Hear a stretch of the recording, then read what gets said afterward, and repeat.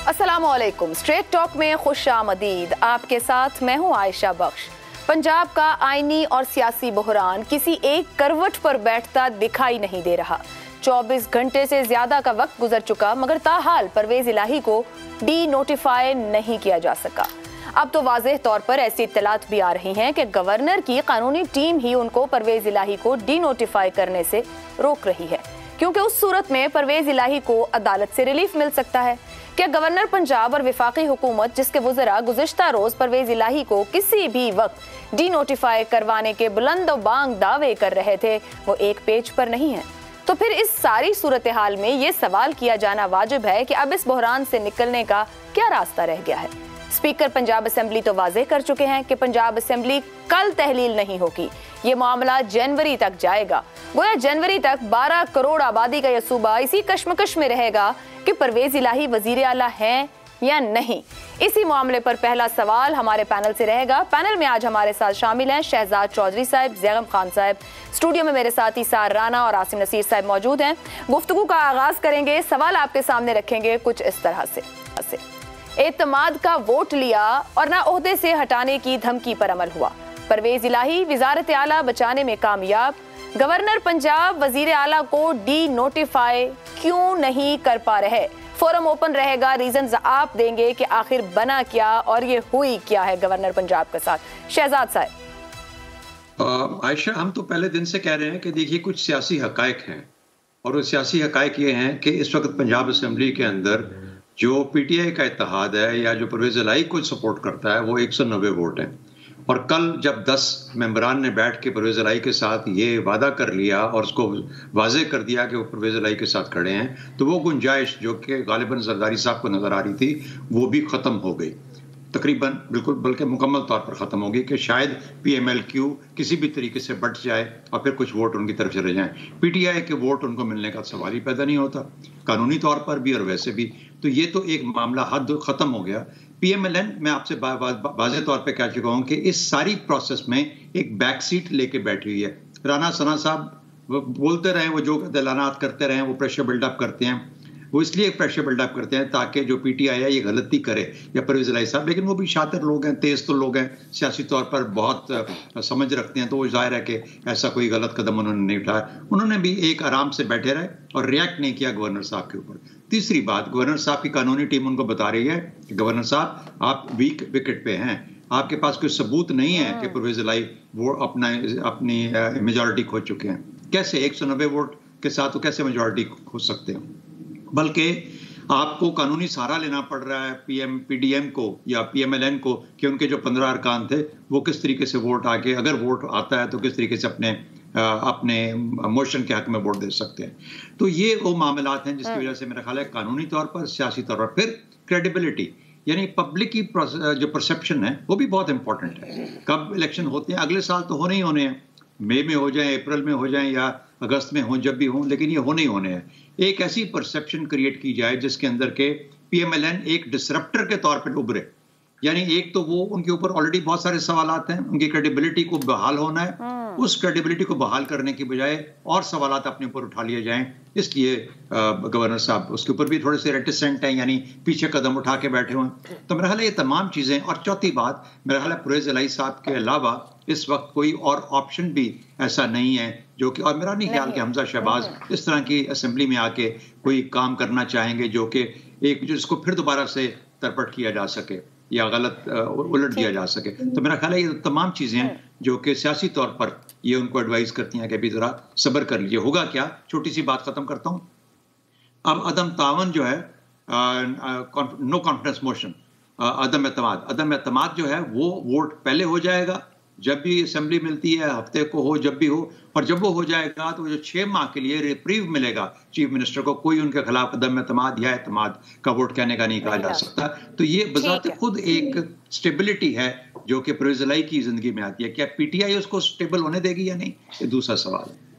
ये एक अलग सवाल है, इस पे भी आएंगे। लेकिन दो बातें, गुज़िश्ता रोज शहजाद साहब ने स्ट्रेट टॉक में कहा था कि वीक विकेट पर गवर्नर है मैं, और वो 24 घंटे में साबित हो गया कि गवर्नर साहब को भी समझ आ रही कहीं वो वीक विकेट पे। एक बात ज़ैगम साहब ने भी कही थी कि तीन पार्टी समझ ली और तीनों ही एक दूसरे को या आपस में बॉल करा रही हैं और कोई भी नहीं चाहता, और आज स्पीकर ने कह दिया कि फिलहाल तो तहलील नहीं होने की असेंबली। ज़ैगम साहब, आपके नजदीक क्यों नहीं गवर्नर डी नोटिफाई कर पाए? इसलिए कि वो करना नहीं चाह रहे। डिनोटिफाई तो वो कर सकते हैं, ये तो बाद की बात है ना कि अदालत में वो लेकर जाएं और ये दिखाएं कि जी देखिए अपनी तरफ से तो कर सकते हैं ना। अब ये तो आगे की बात है कि किस तरीके से उसको चैलेंज किया जाता है या नहीं किया जाता। वो करना चाहते नहीं हैं, वो डिनोटिफाई नहीं करना चाहते। एक सादा से पार्लियामेंट्री प्रोसेस को जुडिशल प्रोसेस बनाया जा रहा है, जानबूझकर बनाया जा रहा है। आपको वाज़े तौर पर नजर आ रहा है कि ये काम किया जा रहा है। गवर्नर साहब ने जो रेफरेंस पहले भेजा था, स्पीकर साहब ने उसका इनकार कर दिया, उसको गैर आईनी करार दे दिया। तो फिर गवर्नर साहब ने क्या किया, उन्होंने एक और रेफरेंस भेज दिया जिसमें उन्होंने कहा कि आपने जो काम किया है वो गैर आईनी है। यानी एक दूसरे के साथ खतूत का आना जाना हो रहा है। लेकिन जो धमकी दी जा रही थी कि गवर्नर साहब जो करेंगे वो तो करने को तैयार नहीं है। आप दूसरी तरफ स्पीकर का काम देखिए कि अभी तक वो ये कह रहे थे कि जब असेंबली चल रही हो तो वोट ऑफ नो कॉन्फिडेंस नहीं आ सकता। अब वो कह रहे हैं कि वोट ऑफ नो कॉन्फिडेंस होगा, उसकी कार्रवाई होगी, इसलिए मामला जनवरी तक चला जाएगा। अगर असेंबली का नया सेशन चाहिए वोट ऑफ कॉन्फिडेंस के लिए, तो फिर वोट ऑफ नो कॉन्फिडेंस कैसे हो सकता है? दो पोजीशंस जो हैं वो आपको नजर आ रही हैं स्पीकर साहब ने ली हैं, और वजह बड़ी सीधी सादी है। मैं बिल्कुल इत्तफाक करता हूँ शहजाद साहब से, पीडीएम के लिए ये बहुत मुश्किल है कि वो परवेज़ इलाही साहब की हुकूमत को निकाल बाहर करे। लेकिन क्या परवेज़ इलाही साहब खुद अपनी हुकूमत को निकाल बाहर करना चाहते हैं? इस वक्त मसला सिर्फ ये तो नहीं है कि मुस्लिम लीग नवाज़ और पीडीएम ये चाहती है कि परवेज़ इलाही साहब की हुकूमत गिर जाए। इस वक्त तो पीटीआई ये चाहती है कि इस हुकूमत को चलता किया जाए, इस हुकूमत को निकाला जाए। तो क्या परवेज़ इलाही साहब और पीटीआई और उनके मेंबर्स और उनके स्पीकर वो फुर्ती दिखा रहे हैं? क्या वो इसरार कर रहे हैं कि वाकई हम असेंबली को डिसॉल्व करना चाहते हैं, हम नए इलेक्शन की तरफ जाना चाहते हैं? आपको उधर भी तो वही तरीका नज़र आ रहा है, उसी तरीके से आपको एक दूसरे को बॉल देते हुए नज़र आ रहे हैं। वही रुझान नज़र आ रहा है कि वो भी नहीं चाह रहे और वही प्रोसेस कर रहे हैं। वो यही चीज़ चाहते हैं कि अदालत में जाए, क्योंकि इस तरीके से सबका पर्पस सर्व होता है। इमरान खान साहब का भी पर्पस सर्व होता है। इमरान खान अदालत में कोई गया ही नहीं ना अब तक, तो किसी को लगा ही नहीं वो मुतासिर हुआ है। तो जाए, तो फिर बात वही है कि सब मिलकर खेल रहे हैं। इसलिए कि वो जितना टाइम अदालत में जाने से पहले ले सकते हैं वो ले रहे हैं, बिल्कुल उतना स्लो चल रहे हैं जितना स्लो चल सकते हैं, क्योंकि एक एक दिन कीमती है। जितना दिन ये आगे बढ़ा सकते हैं उतना दिन ये बढ़ा रहे हैं। आपको यही कुछ करते नजर आ रहे हैं और सबका इसमें पर्पस सर्व हो रहा है। इमरान खान साहब का ये पर्पस सर्व हो रहा है कि उनके फेज 1 की नाकामी के बाद वो एक नया बहरान दे चुके हैं। ठीक है, फेज 1 की नाकामी हुई या नहीं, मगर इस वक्त इमरान खान साहब भी खिताब कर रहे हैं और खिताब में वो ये कहते हैं कि पंजाब में मजाक हो रहा है। इसार राना साहब हम कह रहे हैं गवर्नर करना नहीं चाह रहे हैं, पीटीआई क्या करना चाह रही है, परवेज इलाही की खामोशी है वो तो कामयाब रहे वजारत आला मर्जा। बट इमरान खान सबसे मजे की बात की, उन्होंने सबसे दुरुस्त बात कर दी है कि पंजाब में मजाक हो रहा है। क्या कर रहे हैं? मुल्ला नसीरुद्दीन ना, सर्दियां थी, कंबल लेके इमरान खान की बात मैं उसी तरफ आऊंगा। आप मुझे मौका दिया करें। जी जी प्लीज। तो बाहर गली में हुआ शोर, उनकी बेगम ने कहा देखो बाहर क्या हो रहा है। मुल्ला साहब सर्दी में ठिठुरते हुए कंबल पहन के बाहर गए। वो बाहर निकले, एक आदमी आया, उनका कंबल छीन के भाग गया। वापस आए तो बेगम ने कहा क्या झगड़ा था? उन्होंने कहा नहीं, कंबल का झगड़ा सी, वो ले गया जिदा सी। झगड़ा सिर्फ एक था, क्या? और वो झगड़ा था 23 दिसंबर, जिस दिन इमरान खान साहब ने ऐलान किया था कि असेंबलियां तहलील करेंगे। वो तो सारा रोले में पीछे चला गया ना, वो तो खत्म हो गया इमरान खान का जो प्लान था। और अब प्लान ये हो गया कि मामला जनवरी तक चला गया। तो कंबल तो इमरान खान का छीन लिया। किसने? सबने मिलके। वो जो गली के अंदर रोला डाल रहे थे ना, जो वजीर आला को निकालना चाह रहे थे, उनका क्या हुआ? देखें वो मैं आपको बताऊं, गवर्नर ना नाकाम हुए ना कामयाब हुए, बल्कि मैं समझता हूं इंतहाई कामयाब इस्तेमाल हो गए। नहीं इस्तेमाल किया, वो तो विफाक का हिस्सा है, उन्होंने क्या इस्तेमाल होना, वो तो खुद एक हुकूमत ही है ना। असल काम ये था कि 23 दिसंबर को असेंबलियां तहलील होने से रोका जाए, वो रुक गई। इमरान खान नाकाम हो गए। इमरान खान नाकाम हो गए, बिल्कुल वो नहीं ऐलान कर पाए। जैनब साहब कह रहे हैं उन्होंने एक और बहरान खड़ा कर दिया है। किसने बहरान खड़ा कर दिया? इमरान खान साहब। नहीं, इमरान खान ने कहा था कि उनका तो जो बहरान खड़ा होना था 23 को हो गया। अब उसके बाद रल मिल के मजा दियां भैनां होंदियां ने, उन्होंने रल मिल के गेम ऐसी डाली कि अब खुद स्पीकर कह रहे हैं पीटीआई के जी मामला जनवरी तक चला गया। इसका मतलब असेंबली टूटने का, तहलील करने वाला इशू तो खत्म हो गया ना।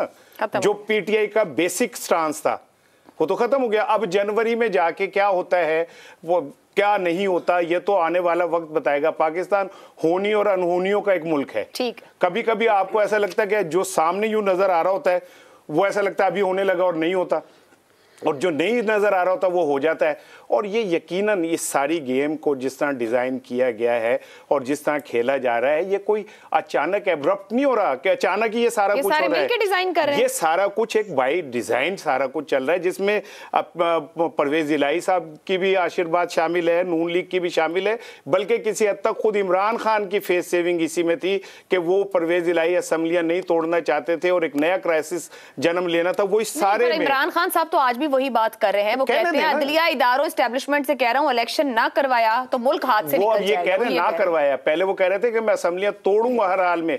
अब ये नहीं, ये एक यश चोपड़ा वो भी समझ गए हैं कि नहीं टूटेंगी। ये एक यश चोपड़ा की फिल्म है जिसकी हैप्पी एंडिंग होती है हमेशा। अब मामला जनवरी में चला गया, ठीक है, 23 दिसंबर को असेंबली तहलील करने का वाकया माजी का हिस्सा बन गया। अब जनवरी में जब अदम एतमाद होगी, उस पे मामला चलेंगे, 3 दिन एक, 7 दिन एक, उसके बाद क्या होगा वो फिर देखी जाएगी। काफी लंबी फिल्म है। आसिम नसीर साहब ये कहिएगा कि ये यहाँ पे सब कह रहे हैं कि जो गवर्नर, ये जो खासतौर पे इसार साहब ने भी बात किया है कि मतलब गवर्नर ने जो काम किया, जो एक्शन लिया, वो बस ऐसी सियासत ही की है, उसका कोई मकसद नहीं था, कोई मतलब नहीं था, तो फिर ये किया ही क्यों था? और जो किया था तो हासिल हसूल हो गया है, हैप्पी एंडिंग हो गई है पीडीएम या नून लीग के साथ। आयशा ठीक है, सार साहब की काफ़ी बातों से मैं मुतफिक हूँ, लेकिन मुझे सिर्फ अगर आपका जो सवाल है अगर उसी को लेके चले, क्या आप समझती हैं कि आसिफ अली जरदारी, नवाज शरीफ, शहबाज शरीफ और इनके तमाम जो रुफ़का इतने ही वो बेवकूफ़ होंगे कि उन्होंने इतनी बड़ी उन्होंने मूव चलाई और उसमें कुछ नहीं हासिल वसूल कुछ नहीं होगा? देखें यहाँ पर हासिल वसूल लाजमी होना है। ये जो तमाम चीज़ें हुई हैं इसमें मैं आपको बड़ा कैटेगोरिकली अपनी जो इंफॉर्मेशन बेस्ड बात कर रहा हूँ कि डी नोटिफिकेशन का ना सिर्फ वो बाकायदा तौर पर वो तैयार पड़ा हुआ है, उसमें सिर्फ जो वजह हो रही है ना, जो हमारा सवाल भी है कि इसमें धमकी है या क्यों नहीं हो रहा, असल में उसके अंदर अहम राब्ते जो है ना वो सामने आए ला गए हैं। रात को भी कुछ अहम लोगों ने राब्ते किए और उन्होंने कुछ टाइम मांगा, और जो हमारे पास भी इतलात आ रही लग भी रहा है कि जो मेन वजह है वो एक वजह यह है कि चौधरी परवेज इलाही के लिए अभी भी रास्ता पीडीएम ने खुला छोड़ा हुआ है और शायद उसके ऊपर कोई नेगोशिएट कर रहे हैं और इमरान खान को सिर्फ इस सिस्टम से आउट करने के लिए चौधरी परवेज इलाही को भी साथ पीडीएम की कश्ती के अंदर बैठाना चाह रहे हैं। मेरा अपना ये पर्सनल ऑब्जर्वेशन भी है, इंफॉर्मेशन भी है। इस पर एक बात कहिए, परवेज इलाही क्या जा सकते हैं वहां पर जो वो इक़दाम? क्या सियासत में क्या चीज नामुमकिन है? क्या कोई कह सकता था कि एमक्यूएम जो है वो इस तरह आके बैठेगी? कोई कह सकता था यही वो तमाम जमातें जो पीडीएम के साथ हैं, जो पहले इमरान खान साहब के साथ है, वो इस तरह थे? माजी में अगर जाएं तब देखें तो इशू है कि सियासत जो है ना वो मुमकिनात का खेल है। रही बात डी नोटिफिकेशन की, इसके अंदर तमाम चीज़ें जो है वो मुकम्मल तौर पर वो इन्होंने अपने हाथ में ली हुई हैं, लेकिन जो सबसे अहम जो चीज़ है वो है कि अगर हम बात करते हैं इत्माद के वोट की, इत्माद का वोट अगर नहीं हुआ, उसके बाद 2-3 चीज़ें ऐसी हुई जो आपको आने वाले दिनों की तरफ लेके जा रही हैं। एक आपकी ब्यूरोक्रेसी, उसका तायुन किस तरफ होगा, इंतजामिया किसके हुक्म मानेगी, पुलिस किसका हुक्म मानेगी, हम उन चीजों को किसका मानेगी खोल के रखे ना बात बिल्कुल मैं बिल्कुल आपको खोल के कह रहा हूँ कि पीडीएम की तरफ जाते हुई चीजें नजर आ रही हैं।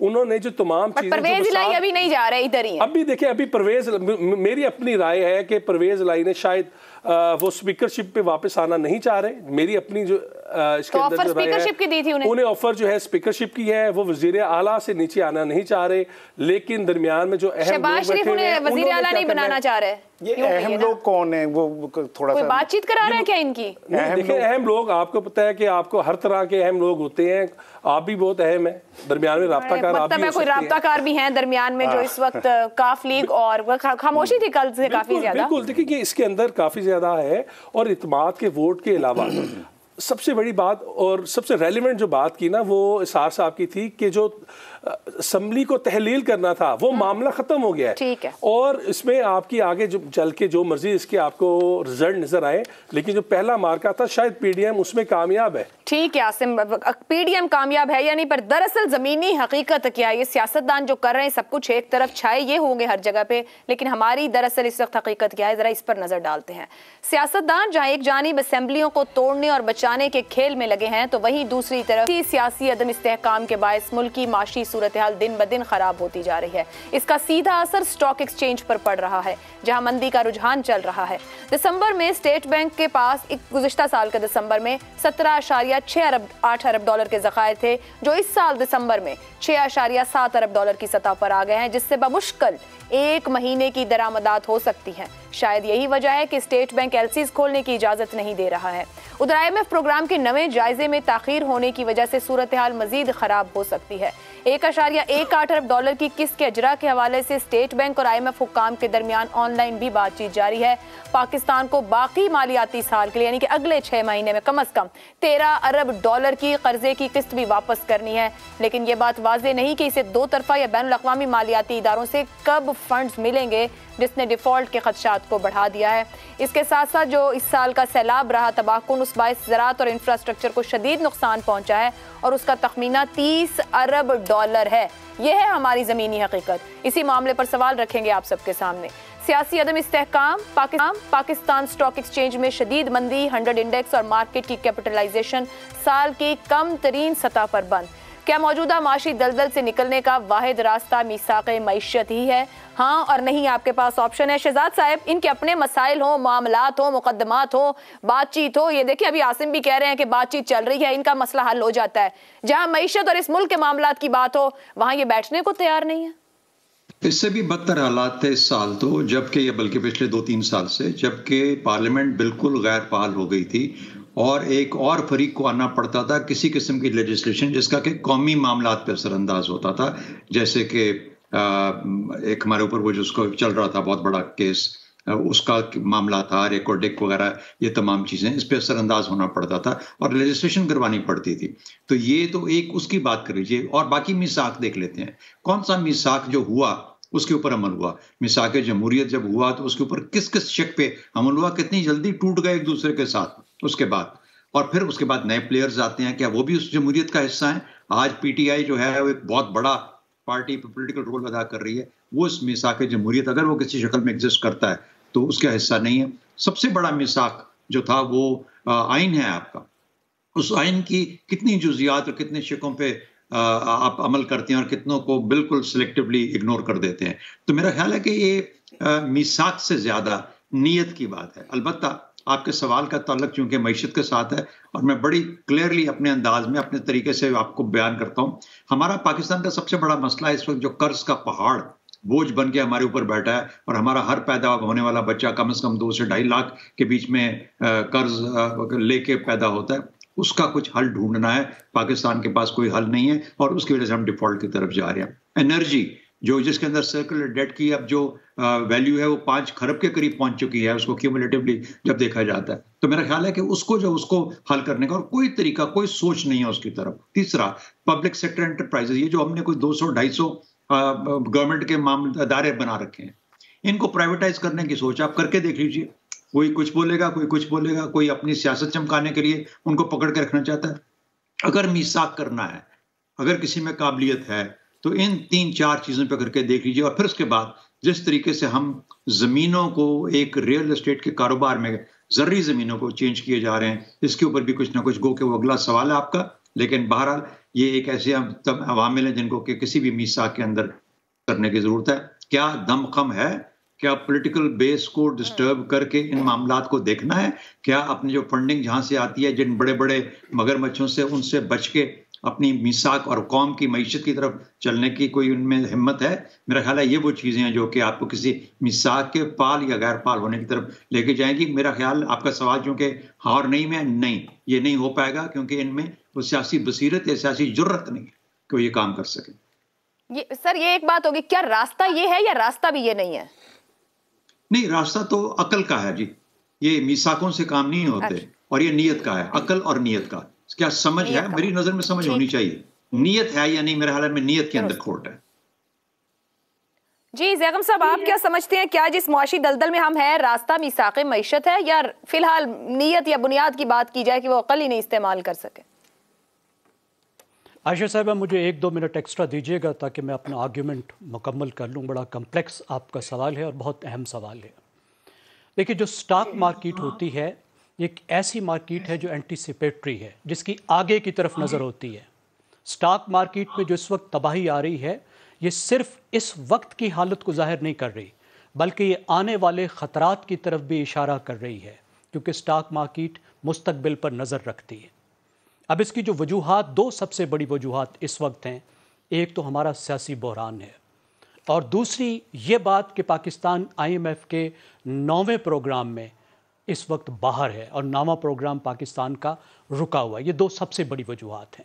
अब अगर उस 9वें प्रोग्राम की वजूहात को देख लें तो इस वक्त का बहरान मज़ीद समझ में आ जाता है, और इसमें जो इसहाक डार साहब की नाकामी है, या उनकी ज़िद है, या उनकी जो पॉलिटिकल इकानमी पर नज़र है, बनिस्बत इसके कि मुल्क को माशी दलदल से निकाला जाए, वो नज़र आ जाती है।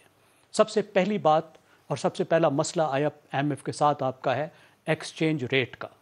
पाकिस्तान में 3 एक्सचेंज रेट हैं, और IMF का हमेशा पहला मुतालबा ये होता है कि आप एक एक्सचेंज रेट करें। बहुत से दूसरे मुल्कों के साथ भी उसका ये मसला हुआ है। लेबनान के साथ मिसाल के तौर पर इस वक्त बड़ा मसला है, क्योंकि एक से ज़्यादा एक्सचेंज रेट होने का मईशत पर बहुत बुरा असर पड़ता है। पाकिस्तान की मईशत पर जो असर है वो आपको नज़र आ रहा है। रेमिटेंसेस गिर रही हैं, आपकी एक्सपोर्ट की जो इनकम है वो एक्सपोर्टर्स लाने से हिचकिचा रहे हैं, पूरी तरह नहीं ला रहे, और आपका जो प्रोडक्टिव सेक्टर है उसको जो रॉ मटेरियल्स चाहिए वो नहीं ले पा रहे। दूसरी बात, आपके साथ IMF ये कह रहा है कि $800 बिलियन के मज़ीद टैक्स लगाएं। इसलिए नहीं कि IMF को टैक्सेस लगवाने का शौक़ है, बल्कि इस वजह से कि पाकिस्तान का ख़तरनाक बजट का खिसारा है, और पाकिस्तान की हुकूमत ने मरात याफ्ता तबके को मरात दी हैं, और जो टैक्स लेने थे वो टैक्स नहीं लिए। जिसकी छोटी सी मिसाल पाकिस्तान का रिटेल सेक्टर है, जिसके पास 1/4 पाकिस्तान की जो GDP है वो है, लेकिन वो 1% भी टैक्स नहीं देते। टैक्स लगाया गया, उसके बाद मरियम नवाज साहिबा ने ट्वीट की और वो टैक्स हटा लिया गया जो बिजली के बिलों के ज़रिए से उन पे लगाना था, मामूली सा टैक्स। तीसरी चीज़ क्या है? बिजली और गैस के सेक्टर का बहरान। जैसे शहजाद साहब ने इशारा किया, सिर्फ इस साल आपका बिजली के सेक्टर में हुकूमत का जो खर्च है, जो सब्सिडी बन जाएगी, जो खिसारा बन जाएगा, वो 1 खरब 700 अरब रुपए है। 2 खरब 500 अरब रुपए का बिजली के सेक्टर में सर्कुलर डेट जमा हो चुका है।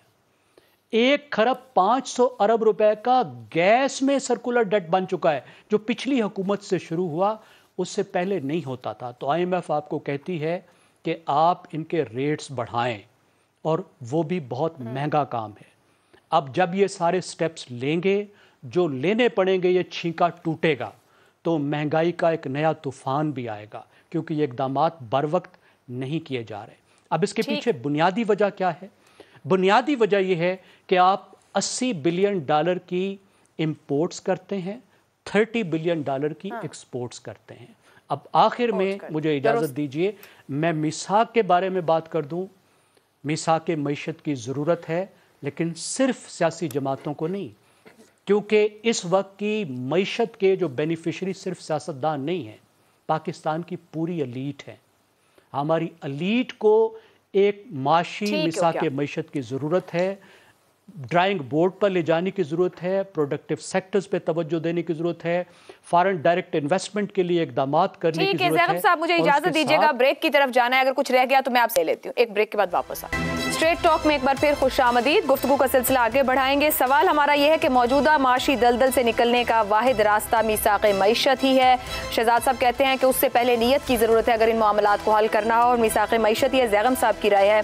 इसा राना साहब, आपके ख्याल में जिस जगह हम आप पहुँचे हैं, बाकी सारे मसाइल हल हो जाते हैं, जो ज़ैगम साहब ने पॉइंट आउट किया, इशराफिया के सारे मामलात हल, और ये जो जितने बड़े बड़े हमारे ऊपर इस वक्त बहरान है, बिजली, गैस, खाना पीना, सब कुछ, ये कोई हल करने का किसी का प्लान है या प्लान कुछ और है? लेकिन जो आपका सवाल है ना कि मौजूदा मुआशी दलदल से निकलने का रास्ता क्या है, तो मैं अहमद सलमान साहब का एक शेर आपको सुनाना था। वो कहते हैं कि ये क्या कि सूरज पे घर बनाना और उस पे छाँव तलाश करना, खड़े भी होना तो दलदलों पे, फिर अपने पाँव तलाश करना। वाह भाई, हम जिस दलदल में घुस चुके हैं, ये कोई एक दिन का तो किस्सा है नहीं, ये एक हुकूमत का तो मसला है नहीं। और जिनके लिए हम जिनसे हम तवक्को रखते हैं कि वो मिसाके मईशत करें, उन्होंने तो बेड़ा गर्क किया है। और हम इतने मीर सादा हैं कि हम जनाब अली उन्हीं से अपने इलाज तलाश करते हैं। मुझे एक बात बताएं आप कि ये जो आज बुलंद तरीन सतह के ऊपर, हम कम तरीन सतह के ऊपर जो हमारी स्टॉक एक्सचेंज खड़ी है, लेकिन आयशा आपने देखा कि आज गंदुम तारीख की बुलंद तरीन सतह के ऊपर बिकी है। आपको पता है आटा इस टाइम बुलंद तरीन सतह पे बिक रहा है, घी बुलंद तरीन सतह पे बिक रही है, खीसे हमारे खाली हैं, हमारी टैंकियों में पेट्रोल नहीं है, हमारे चूल्हों में गैस नहीं है, हमारी चिमनियों के धुएं बंद हो गए। और जो इसके मालिक हैं, जो अभी जफर भाई ने कहा कि जनाब अली जैगम भाई ने नहीं, उन्होंने चोई साहब ने कहा था कि जो बच्चा पैदा होता है 2.5 लाख, ठीक है, उस पर 2.5 लाख होते हैं। लेकिन जिन लोगों के दौर में ये कर्जे लिए गए, क्या उनके बच्चे भी मकरूज हैं? क्या उनके बच्चों पे भी कर्ज है? उनके बच्चे तो फल फूल रहे, उनके बच्चे तो हवाओं में उड़ रहे। हमारे बच्चों को नौकरी नहीं, हमारे बच्चों के पास मुस्तकबिल कोई नहीं। तो ये सारा कुछ इस तरह से डिजाइन कर दिया गया है कि एक आम आदमी, हम पे जख्म लगते हैं, ये उस पर नमक छिड़कते हैं, नमक असम्बलियों के डी नोटिफाई के और अदम एतमाद के और एतमाद के वोट के नमक छिड़कते हैं।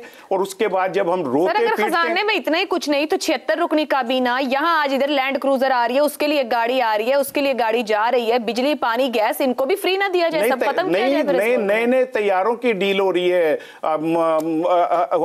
हुक्मरानों के लिए। फिर अभी ताज़ा तरीन आपने हर रुकन असम्बली को 50 करोड़ रुपए की इमदाद उसका ऐलान किया है। वो क्या कहलाती है आसिम, वो स्पेशल ग्रांट का ऐलान किया। आपके पल्ले रुपया नहीं, गरीब आदमी भूखा मर रहा है, लोग फाकों से उकता के मर जाते हैं, खून थूकते थूकते एड़ियां रिगड़ते रिगड़ते मर जाते हैं। अब 50-50 करोड़ रुपए नरकाने असेंबली को दे रहे, किस चीज के दे रहे? पिछले 3 साल में 1-2 जिलों को तो अरब दे दिए गए हैं। ये बताएं ना, पिछले 3 साल में सिवाय आपने अपने लिए कानून साजी के, अवाम की कानून साजी का क्या किया आज तक? आपने एक धेला नहीं किया।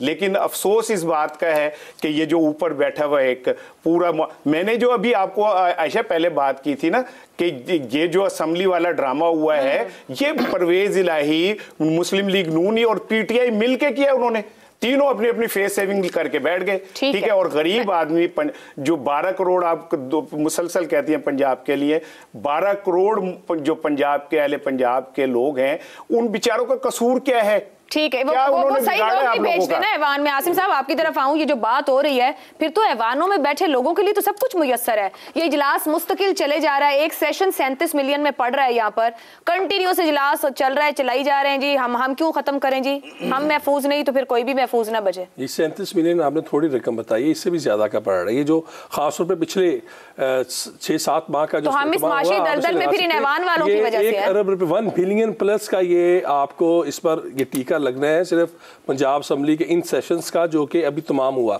देखिए इस वक्त जो सूरत है ना, इसकी सूरत हाल यही है, आपको पाकिस्तान के अंदर जो मर्जी कहें, आपको इकोनॉमिक इमरजेंसी डिक्लेयर करनी पड़ेगी। उसके अलावा आपके पास कोई हल नहीं है। आप मिसाक की बात करें, आपके साथ इमरान खान ने ना इलेक्शन के रिजल्ट को मानना है ना कुछ और करना है। आपको हुकूमत को ये अब एक स्टेप आगे आना होगा और जो मुआशी जो उन्होंने कदम लेने हैं, एक बार आके करवा ढूंढ लें और आगे आके आए। देखिए आप डॉलर की देख लें, पाकिस्तान से किस तरह डॉलर खिसक रहा है। डार साहब आए, बड़ी उम्मीदें थी, अभी जैगम साहब भी बात कर रहे हैं, वो तो कोई अपनी जिद ना लेके बैठे हैं। जब आप कमिटमेंट करते हैं तो फिर आप कुछ चीजों के साथ खड़े होते हैं, फिर आप 3 स्टॉक इसके करेंसी के एक्सचेंज रेट्स तो नहीं होने चाहिए ना? मैं बिल्कुल आपका बड़ा रेलेवेंट है बात। डार साहब ने बड़े उन्होंने टॉल क्लेम्स किए कि हम ये कुछ करेंगे, लेकिन आप देखें डॉलर का कहा 190 और 195 के और 200 के करीब ये रहेगा। 290 ले जाने वाले हैं, अभी 270 का तो मिल ही नहीं रहा। मैं 270 आप इंटर बैंक की बात कर रहे हैं, मैंने खुद इसमें चेक किया है कि यार वाकई मिलता है कि नहीं मिलता है। $1000 का कार नहीं मिला। आप डॉलर को देखें ब्लैक, उसकी किस तरह रोकी जाएगी? ये हुकूमत का काम है, ये फेडरल एजेंसीज का काम है, उसे रोके। आप इंपोर्ट बिल पर दोबारा नजरसानी करें। आपने अगर काम करना है, आप लोकल इन्वेस्टर्स को, उनका जो शेक हुआ है, उनका इत्माद, उसे दोबारा उन्हें ट्रस्ट में लेके आए, उनकी इन्वेस्टमेंट कराएं। आप इंटरनेशनल इन्वेस्टर के पास जा रहे हैं, पहले लोकल इन्वेस्टर को देखें ना, जिसने इस पाकिस्तान से सब कुछ कमाया है, तो उन्हें पहले आप इत्माद दें, आगे लेके चलें। सियासी इस्तेहकाम बहुत ज़रूरी है, पाकिस्तान के लिए बहुत ज़रूरी है, लेकिन इसका मौशी आपको इमरजेंसी लगानी होगी। उसके अलावा आपके पास कोई दूसरा रास्ता नहीं है। आपके इंपोर्ट बिल बढ़ते रहेंगे। पेट्रोलियम का देख लें, पाकिस्तान में देखें हम इतनी बातें करते हैं। आज आपने हवाला भी अभी दिया, जिस तरह कि जो पंजाब कैबिनेट का इजलास था, उसमें फॉर्चूनर्स चेयरमैन CMIT के लिए ली जा रही है, उसकी बहुत ज़रूरी है। और कई अरबों रुपए के उसके अंदर आज जो है मजीद उन्होंने जो है ग्रांट्स को उसे अप्रूव कराया है।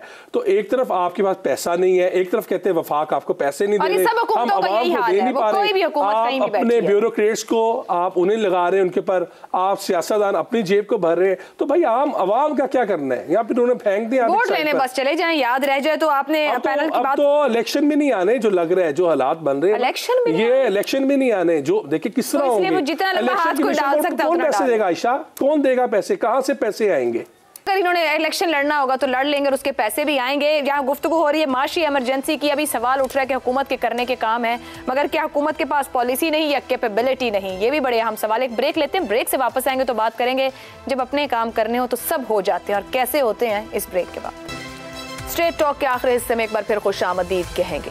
कुर्सी जाने से डर नहीं लगता साहिब, अपनों को ना नवाजने से लगता है। गुज़िश्ता रोज जब तमाम लोग वजीर आला के इत्मीनान का वोट लेने का इंतजार कर रहे थे तो चौधरी साहिब उस वक्त अपनों को नवाजने में मशगूल थे और अहम इजलास के दौरान लाहौर के मुतनाज़े मास्टर प्लान की मंजूरी दे दी गई। ज़राए के मुताबिक इस मंसूबे में इमरान खान के करीबी साथियों का स्टेक था और PC1 की जल्दबाजी में मंजूरी भी इमरान खान के दबाव पर ही की गई। माहिरीन माहौलियात मंसूबे को गैर कानूनी करार दे चुके हैं। ख्याल रहे कि इस मंसूबे पर किसानों का एहतजाज भी सामने आया, मगर इस मंसूबे के मुतासरीन सिर्फ वो किसान नहीं बल्कि लाहौर में रहने वाले हम सब लोग हैं। आखिर इस मंसूबे के लिए वसाइल कहाँ से आएंगे? 1.25 करोड़ आबादी का लाहौर तो इनसे संभाला नहीं जा रहा। सड़कों और इंफ्रास्ट्रक्चर की हालत जार सबके सामने है। 2020 में इस मंसूबे की मजमूई लागत 5 खरब बताई गई थी और ये मंसूबा सिर्फ 1 करोड़ लोगों के लिए डिजाइन किया गया है। इस सियासी अदम इस्तेहकाम में परवेज इलाही की फुर्तियां बताती हैं कि उनका टारगेट अगले इंतखाबात हैं। तो क्या आइंदा इंतखाबात पर नजर रखकर लाहौर को एक और लाहौर बनाने के लिए कुर्बान कर दिया गया है? इसी मामले पर सवाल रखेंगे अपने मेहमानों के सामने। वजीर आला पंजाब परवेज इलाही की जेर सदारत इजलास में मुतनाज़े लाहौर मास्टर प्लान मंजूर। ज़राए के मुताबिक मंजूरी इमरान खान के दबाव पर की गई। अहम कारोबारी शख्सियात को फायदा पहुंचा। नया मास्टर प्लान लाहौर शहर के लिए कितना नुकसानदेह होगा, इसी पर आगे बढ़ेंगे। ग्रीन जमीन को ब्राउन जमीन में बदल दिया गया है। जो 1.25 करोड़ आबादी को ना साफ पानी मुयस्सर है, ना हवा मुयस्सर है, ना खाने पीने की अशिया। शहजाद चौधरी साहब, जहर तो पहले ही दिया जा रहा है, अब और क्या करने का प्लान है? कितना नुकसान होगा इससे लाहौर को? जी, आपने कहा कि ग्रीन को ब्राउन में बना दिया गया। मैं कहता हूं कि जो सब्ज था उसको कंक्रीट जंगल बनाने का प्लान बनाया जा रहा है और इसमें इमरान खान साहब का इंटरेस्ट पहले दिन से है और वो किसी न किसी तरीके से चाहते हैं कि ये मंजूर हो जाए। और मंजूर होने के बाद जाहिर है कि परवेज इलाही साहब इस वक्त सियासी तौर पर इतनी कमज़ोर पोजीशन में है, सियासी तौर पर अपनी पोजीशन के हिसाब से, वज़ीर आला की पोजीशन के हिसाब से, कि वो इमरान खान की हर बात के ऊपर आमीन कहने के लिए तैयार बैठे हैं ताकि उनकी वज़ारत आला कायम रहे।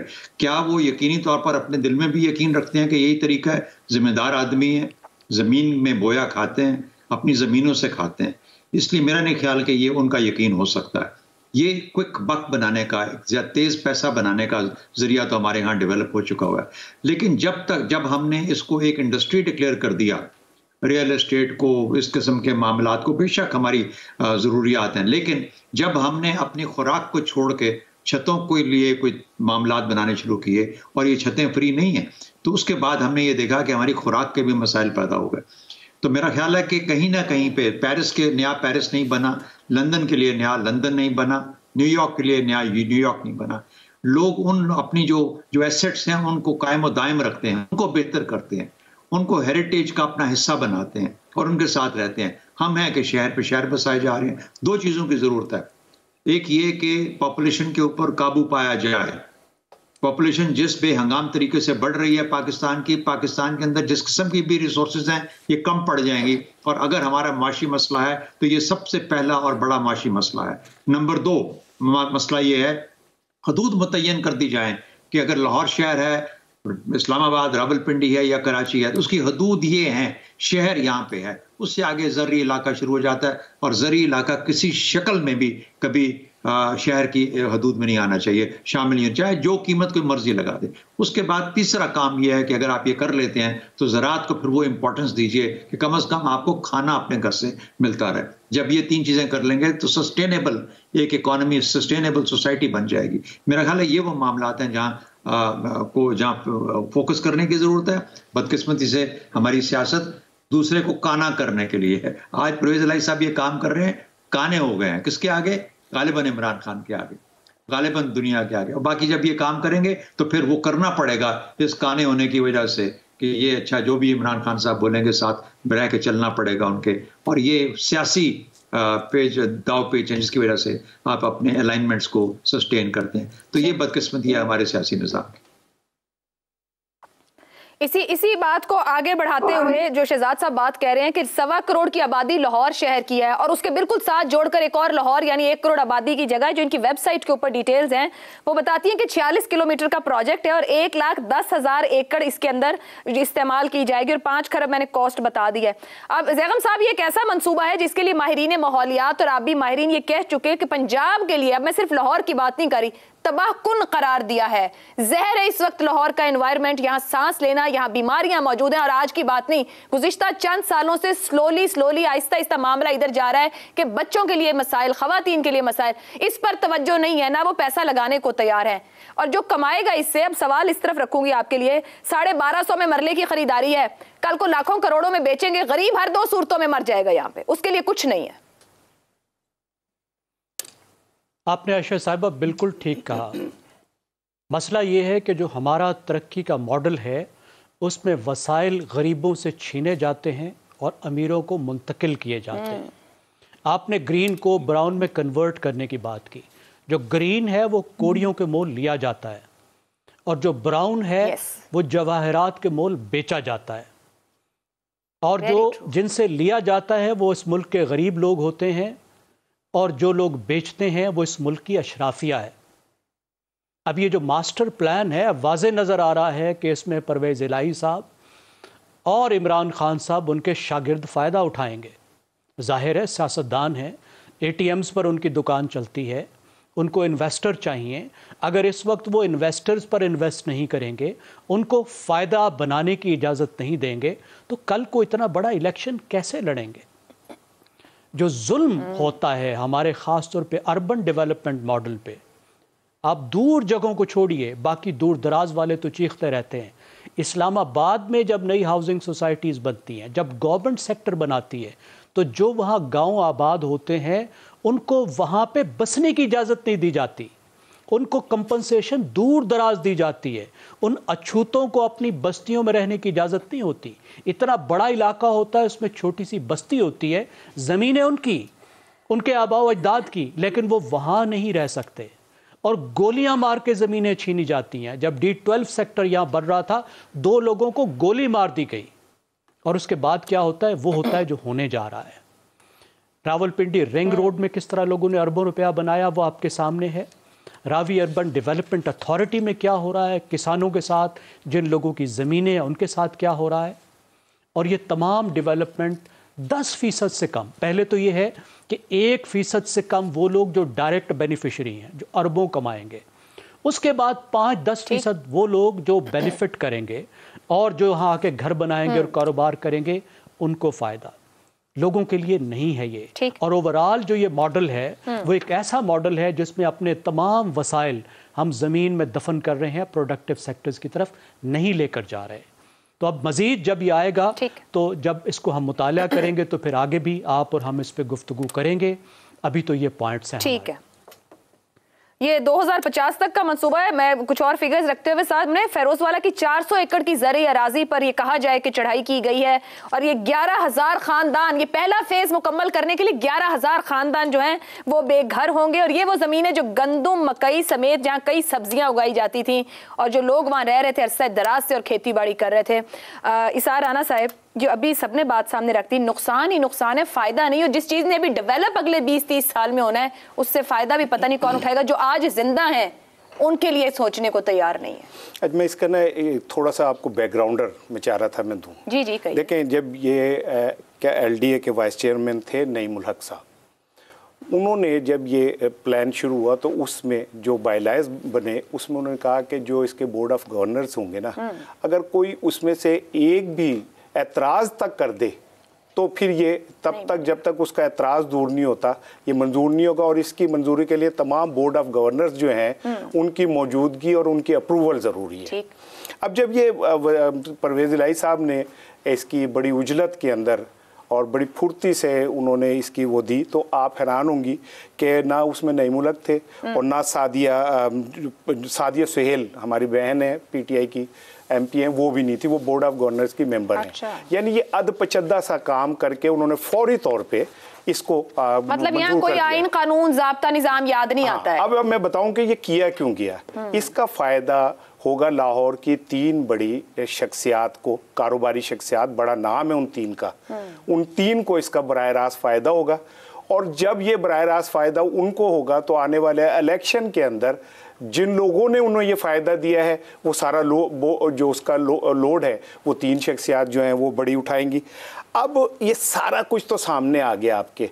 अच्छा, फिर अभी मैंने आते हुए जो रोडा के वो हैं मीडिया को जो डील करते, मैंने उनसे पूछा तो उन्होंने कहा कि ये तो वज़ीर आला का इस्तेहकाक ही नहीं था। जो उन्होंने किया है ये तो प्रोजेक्ट ही क्या कहते हैं रोडा का है और रोडा ने इसके मुतालिक सारे फैसले करने। तो इससे आप अंदाजा करें कि ये सब बोलते कुछ ना फूल कि यहाँ पे हर क्या गैर कानूनी मंजूरी कहलाएगी। आप जो कह रहे हैं उनका इस्तेहकाक नहीं। देखिए, जो उन्होंने कहा वो मैं आपको कोट कर रहा हूँ। मैंने आते हुए उनसे बात की है कि मैंने उन्हें समझना चाह रहा था कि ये असल बात क्या है। और दूसरी बात ये कि जो आप ये कह रही है ना कि 11,000 खानदान होंगे, इसमें जैगम भाई ने बड़ी अच्छी बात की, लेकिन मैं आपको एक बड़ी दिलचस्प बात बताऊंगा क्योंकि मैं लाहौरी हूँ। हो ये रहा है कि ये जमीन जिस बंदे की है ना उसके आगे से उसे उचक्के पड़ गए। वो कहते हैं 50 रुपए की जमीन हमें दे दो, आगे से हम खुद डील करके इसे 100 की बेचेंगे। ठीक है, आगे से जो 100 की ले रहे हैं वो करोड़ों की बेचें, अरबों की बेचें, वो उनका अपना काम है। और आप इसका नतीजा देख लें कि हम एक ज़राई मुल्क हैं आयशा, और हम घी बाहर से मंगाते हैं, ऑयल बाहर से मंगाते हैं, दालें बाहर से मंगाते हैं, गंदुम बाहर से मंगाते हैं, पल्ले हमारे रह क्या गया। कंक्रीट रह जाएंगे। और लाहौर के अंदर एक जुमला बस, जो आप बार बार आप भी कहती हैं कि लाहौर में तो अब सांस लेना जो है वो एक अजियत, एक अजाब हो गया है। तो आप वो जरा जमीन भी हड़प कर जाएंगे तो लाहौरियों को वैसे जहर देके मार दें, आवाम सांस ले जी, जहर देके मार दें। देखिए, बात ये मास्टर प्लान जहाँ पर बनाया गया है 2050 के नाम से, और इसे इतनी उजलत में इन्होंने किया है कि तमाम जो आज से पहले के 21 दिसंबर से पहले के जितने भी मास्टर प्लान थे उन तमाम को ये सुपरसीड करके इसे इम्प्लीमेंट भी कर दिया गया है। इसका बाकायदा गजट नोटिफाई भी इसे कर दिया गया है, गजटेड हो गया हुआ है।